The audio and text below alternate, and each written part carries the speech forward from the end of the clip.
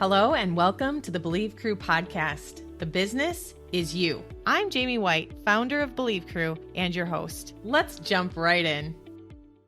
Welcome to the Believe Crew podcast again. Today we have Amber with us, and I'm wondering if you would be willing to tell all of our listeners about who you are and what you do and why you do what you do.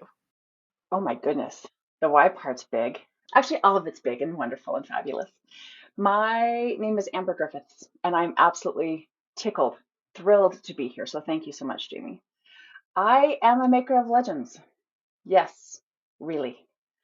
And so that's what I do. I work with people on their brand strategy, and I make sure that I help them find all those really cool, fabulous, magical pieces that they've been hiding, that they have been not daring to put out there. And I help them bring out the right amount of them into everything that they do.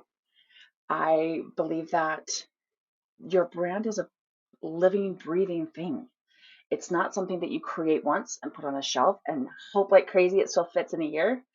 It evolves with you. It grows with you and your offers and your marketing and your messaging and your ideal clients. And when you deliver that message in an experience for your people, they crave that air. That air that you're breathing, they just want to soak it up and soak it in, and you become absolutely unforgettable to them. So that's what I do, and that's why I do love it. that. Love that. So how did you get started in this? What was the backstory? Oh my goodness, this is a long time coming. I'm one of those people that was told, shh, be quiet, like you're too much, you're too loud, nobody else is getting a chance to talk. A lot of women that I work with can totally relate to that. It's shh, shh, shh, let somebody else have a turn. And it's not because we were actually speaking out of turn. It's because they didn't know what to do with us because we were speaking our thoughts, our mind. We had ideas, we had questions. So I was one of those. I am child number 3 of 8. It's a very small Utah family. And I spent my entire childhood becoming more than number 3 of 8.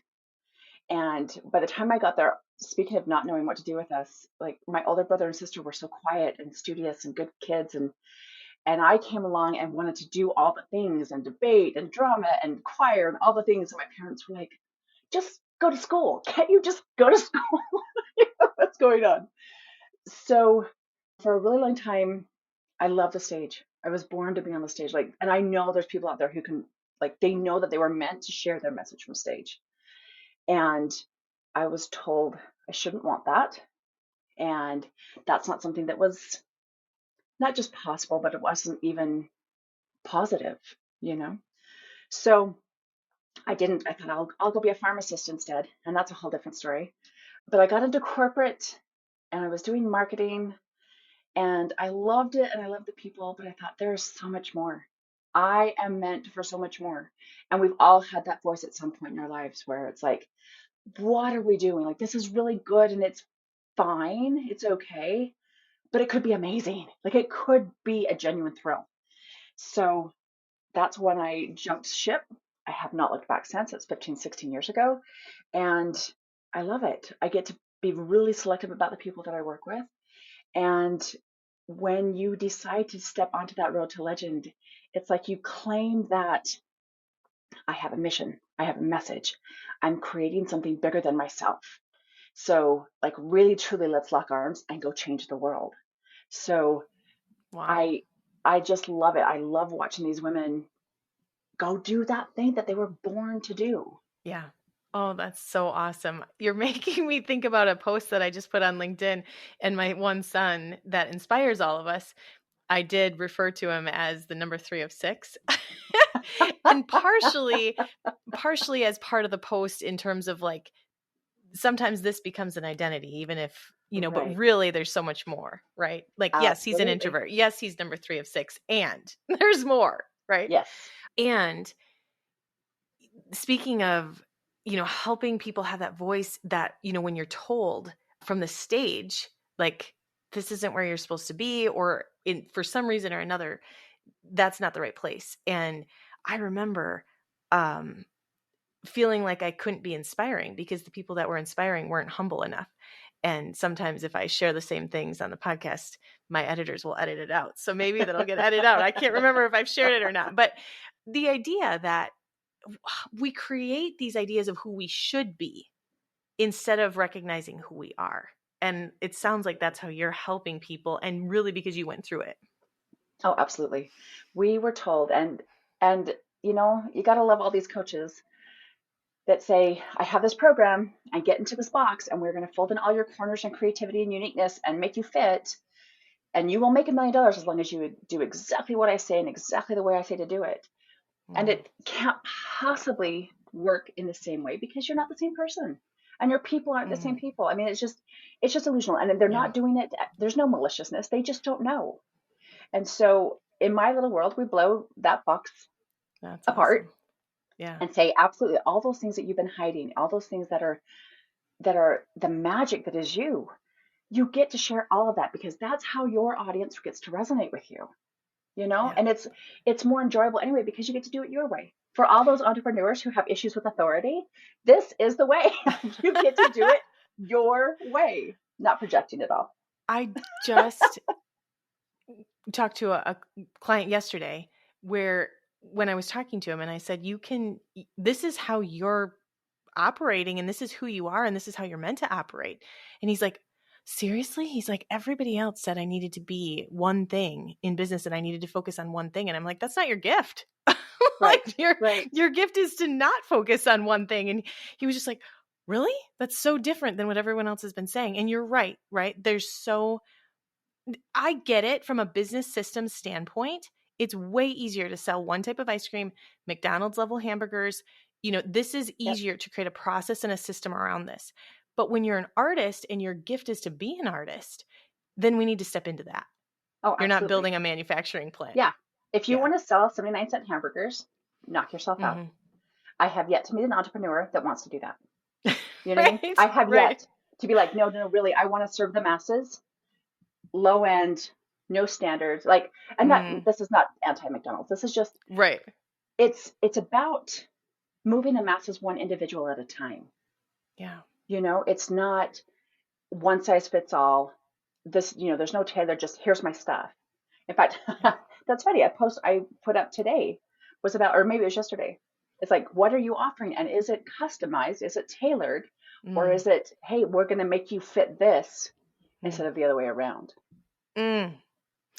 So when you've done the work yourself and when you've been on this business road for 15 years, was entrepreneurship, like, the question that I have is, was entrepreneurship everything that you thought it would be?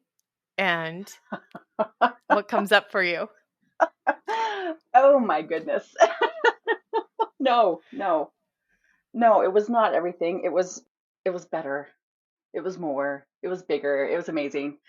One of the things that I was always told is, well, when you are in business for yourself, you get to make your own hours. And I went, well, that's a crock. What a load, And it is, and it's not true. Your brain never turns off, especially when you're doing something that you're passionate about and working with people that you love and adore. You never stop thinking about them and how I can serve them better and how can I change this so that it works for them better and that kind of a thing.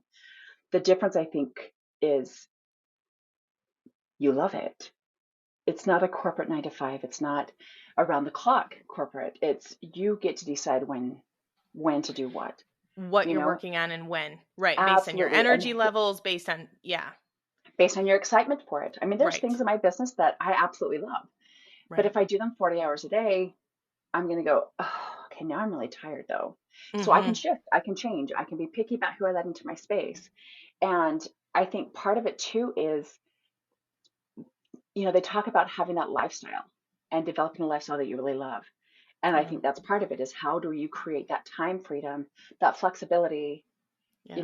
Last year, my spouse and daughter and dogs and I all packed up and we moved to Washington for a month. What? Because we just wanted to live there. We wanted to try it out. We like the Pacific Northwest. So we just left. Wow. That's the kind of, when I say life and lifestyle, like, that's something that's important to us, to make sure our daughter has exposure to that. Right. So that's what I think when people say it's your own hours. Like, well, it is if you insist upon it. It is if you design it that way, Yeah, you I know? remember my mom. I mean, she worked at the kitchen table at nights. My parents were real estate developers, and Hmm. she was. This is at a time where she didn't have a business card with this on it because she gave the credit to my dad, but she was the salesperson, the designer, the general manager, the Oh, bookkeeper, wow.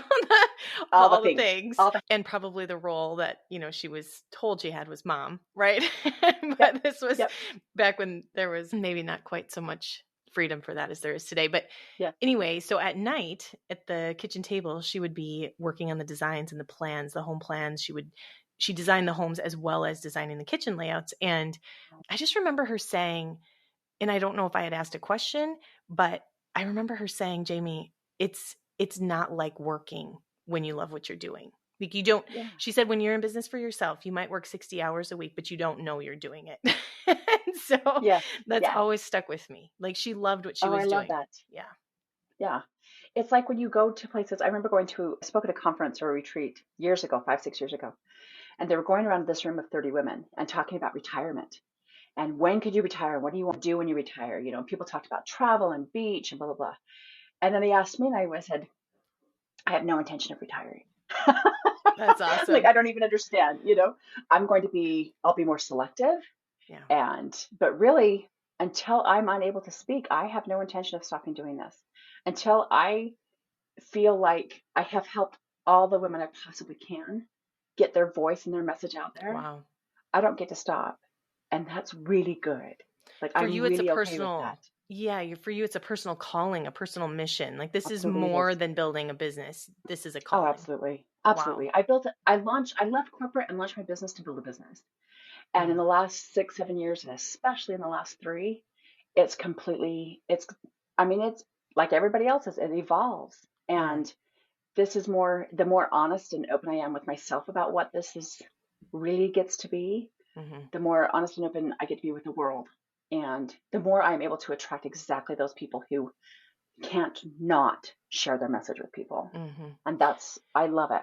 So tell me how you went from corporate to being on stage and what the people in your inner circle, how they responded.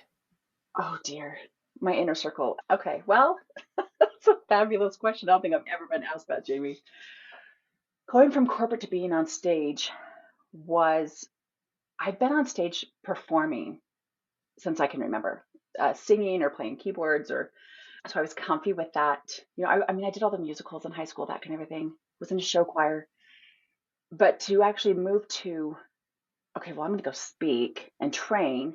I had been training people in the office for a while and helping them, and especially the one-on-one. And I would do small group. Like I look back and think, well, I was doing this in corporate. I had Yeah. my one-on-one clients and my group clients. Yeah. I think really the biggest part of it was I had all my own not enough stuff about what I should look like if I'm going to be on stage. Yeah. It's, well, my Totally. body doesn't look like that. My hair doesn't look like that. I'm too short. I'm too whatever. And finally I went, oh my goodness, what a story. What a nonsense story I have been telling myself. And I know I've heard it from other people, but really that doesn't matter. It's the story I was Yeah. telling myself. Yeah. And so I thought, well, I'm just gonna go find some place who needs a speaker, he needs a workshop. And it's one thing too, I realized I love keynote. I love being like on the stage like that, but I really, really like the workshop. Like Yeah. I want to be Yeah. able to interact. I Yeah. want to have that energy exchange. And I got on stage and I won't come off. I won't stop. I watching people's eyes light up as they go, oh, I could do that. I could do that. I I win. My That's heart so is full, awesome. you know? I'm not Um, meant to be on stage at this point. Like, I believe that there's a point because I like to be a disruptor in some ways. So, as a thought leader, something like that, that there's a point yes, where the message will be important enough that I will be willing to say it on a stage. This is absolutely. my stage, right? As a podcaster, this is a stage, Absolutely. but it's perfect for me because I'm having vulnerable conversations. I'm getting to ask questions. I'm getting to be very in the moment. To be on Right. a stage speaking at people for 45 minutes, kudos to you and everybody else that does want that, because that is not in my current vision of like, this is where I need to be, unless it has a whiteboard and a marker with it and we're talking strategy or something like. But and the reason I point that out is because sometimes when we're in a place where this is all we can think about is I would like to be on stage, we make the assumption that maybe that's where everyone wants to be. It's not true, right? No. So I just want the world to know that, I'm super excited that there are people like you that love the stage, that want to be on stage, and that see that light bulb moment in the eyes from far away. Because for me, that's not happening. I'm like, is anybody hearing me? Are there questions? You can feel it. Like and you know what I mean? Like you can feel that energy and go, oh, it's here. It's here. That's awesome. I love what you say, because there's two different things that I want to just point out. One, I think that you get to decide why you want to be on stage. Right. Because there are those who want the spotlight, who want celebrity icon status, and I totally applaud them. If you are truly on that road to legend, it really is about, I can share my message one at a time, or I can get in front of 5,000 or 10,000 and make a bigger impression and make a bigger impact in a short amount of time. And that's my intention for speaking from center stage. Wow. It's a different thing. It goes from, I joke with people because they're like, I get so nervous. I'm like, butterflies, vomit or excitement. Could be either, could be both. Like, just own it. But here's the other thing that I love what you said. You're doing this, like, it's not on a live stage, physical stage yet, and it may never be that way. And there's nothing wrong with that. There's no shame or blame in that. In my world, Jaime, there are two kinds of legends. The first know that they are legend. They know that they are meant for that. And they know that they will move everything on heaven and earth to become legend. Yeah. The other second kind of legend, I call them my reluctant legends. And I love them because they don't want to be on center stage, but they have a mission and a message that is so close and near and dear to their hearts and is so important to them. They will move everything on heaven and earth to make sure that message gets out to the world, and they will become legend in that.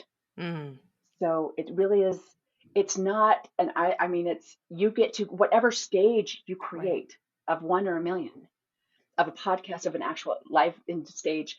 If it's a visual podcast or just an audio podcast, it doesn't matter. You choose your stage, you claim your stage, you make your message matter. That's what legends do. That's awesome. I knew a year or so ago that I was jealous of other people that had the podcasting gear and the ability to just put on a headset. And at the time, I couldn't even seem to join a Zoom call from the same place with internet that would, that my phone or computer wouldn't lose connection somewhere along the line. I was like, I am so jealous of someone that can be in a meeting and just plug in, and now I'm starting to hear people that are seeing me and they're saying, how do I do that? And I'm like, I didn't realize I was going to inspire somebody else by just getting started. Yeah, absolutely. You stepped into what was important to you, Jaime. Right. You stepped into what you knew you wanted to do. And there's nothing more inspiring than that. It's so awesome.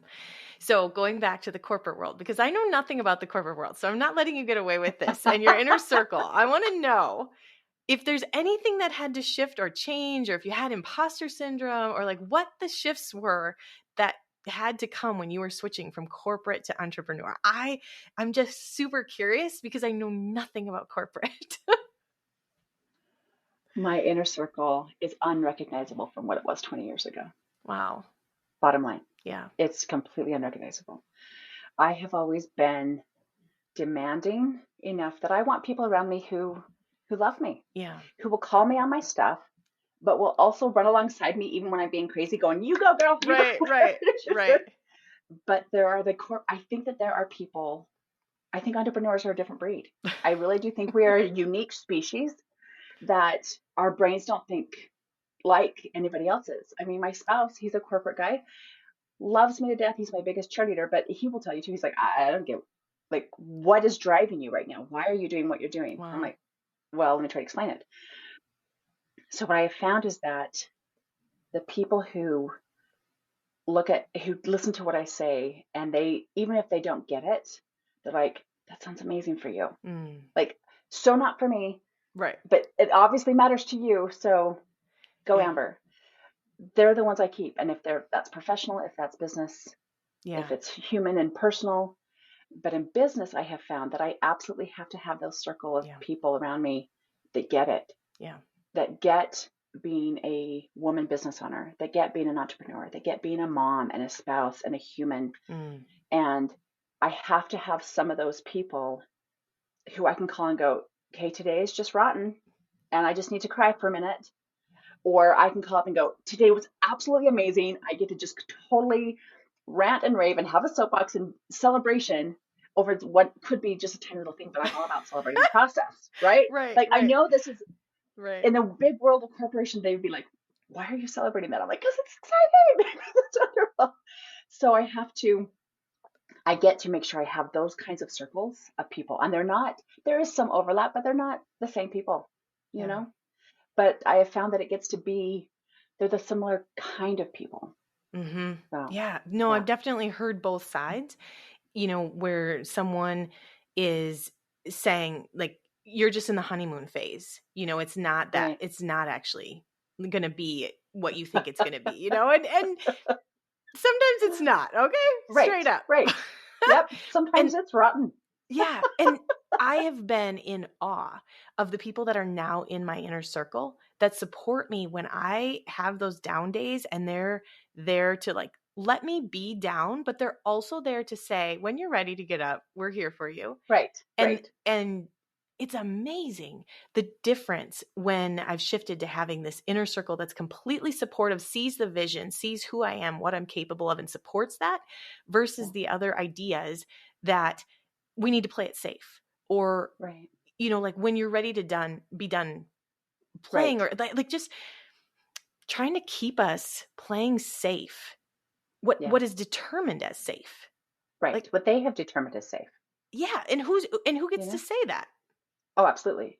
I think that one of the things I talk to about in my League of Legends is I say, there is nothing comfortable about your comfortable zone. Mm, There's nothing comfy about it.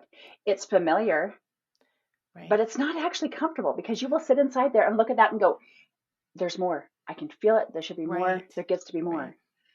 I think one of the things that has been the biggest change in who I get to play with, both as clients and venture partners and colleagues, is I'm more willing to share my vision. Mm. Like, how can you support me if I don't tell you what I'm doing? Wow. Do you know what I Right. mean? Right. But if I can Completely. say this is, and Yeah.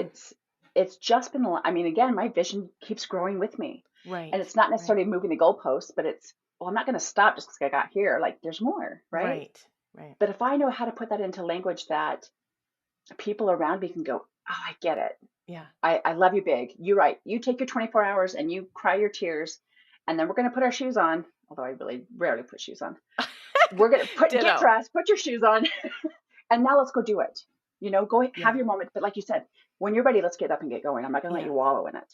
Yeah. But I do think it starts with being able to be willing Mm. to put that out there, even though if I don't do it, somebody's going to go, see, I told you. Right. Right. But No, realize that's, that those people don't matter. They're the peanut gallery. They don't get to yeah. talk. They don't get to vote. I have to put it out there so that I can be supported and so that I can create it. That is so awesome. I love the way that you're wording that. And I've recently found out in the human design assessment that I'm a manifester. So for me, putting it Oh, out there has been like my communication, my way of no speaking. kidding. And I didn't know that was, for me primarily. But I remember over the last 20 years, all of the things that I have been able to create with others because I put something out there. And when you think about it from the perspective that you're asking me to look at it right now, is like, oh my word, what was I thinking? Putting stuff out there that was like crazy. And I would tell people, this Yeah, is what but we're going to do. fabulous. Like Yeah. when it was at the very, very ground stages of even, and I actually recently did a LinkedIn post on that as well.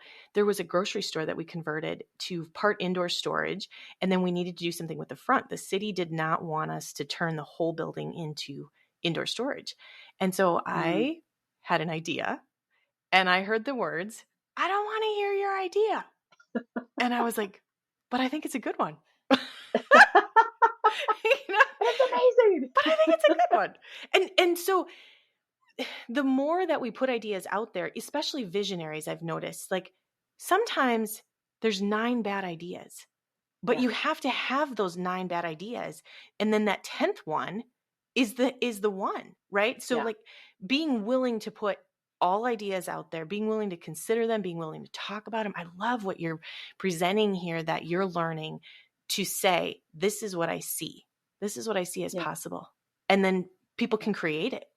Because I Absolutely. remember when I worked for a visionary as the implementer, as soon as the visionary had the idea, I could start building the vision with him. And then together Yeah. we had an even better vision, right? The details Oh, started to become absolutely. more clearly Yes. defined. And so ultimately what you're saying is you help people define those visions as well. Like when you're trying to create legends, you can't do that if you don't have a vision of what's possible. No, it's like, I appreciate this road to legend. Where are we going? Yeah. We should decide, and even as it changes, and you get to decide when it goes to the left or the right, when you stop to take a breath and when you sprint forward. Mm-hmm. But without being able to share that, how can anybody see it? I mean, it's like, for example, in corporate, you have this really great CEO, and let's say she has this amazing vision, but if she can't share it with her team, Yeah. then they can't help create it. They can't Yeah. support her in it and love her in it and celebrate in it. I was talking to a woman this morning, and we were talking about flights and travel because we're both getting into it.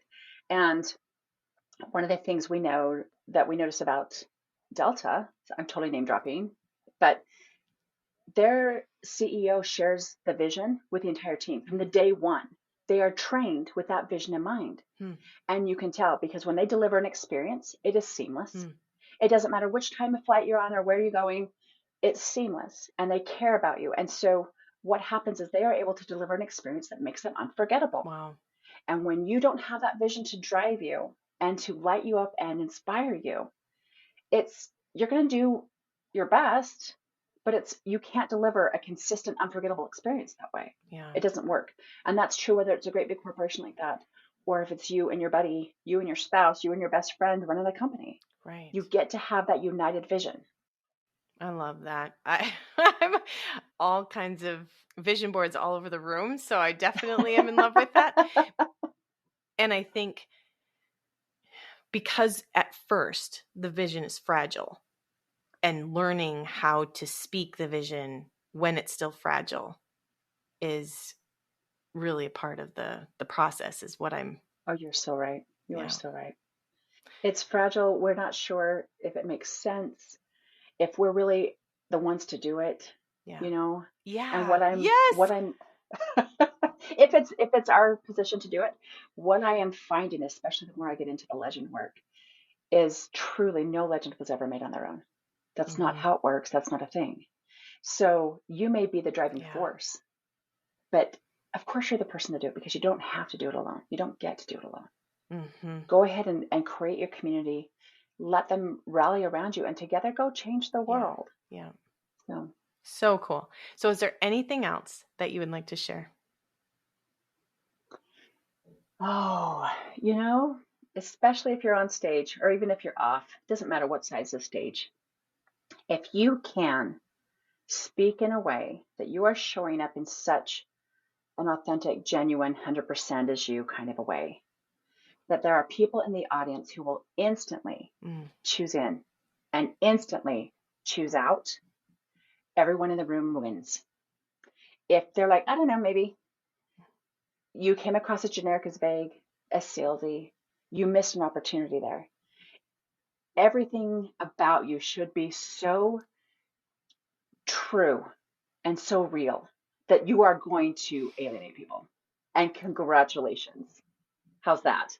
I love that. I love that. I've been saying for the last year, even to my husband, like, I want to know what our absolute yes and our absolute no is. And then when we get the invitation, we'll know. There's not a lot of confusion. Like, we are absolutely all in or absolutely not in at all. This is not in our yes. Don't waste time and energy thinking, stewing. Like, no, I should know instantly. She's my person. Yeah. Oh my goodness, she's so not.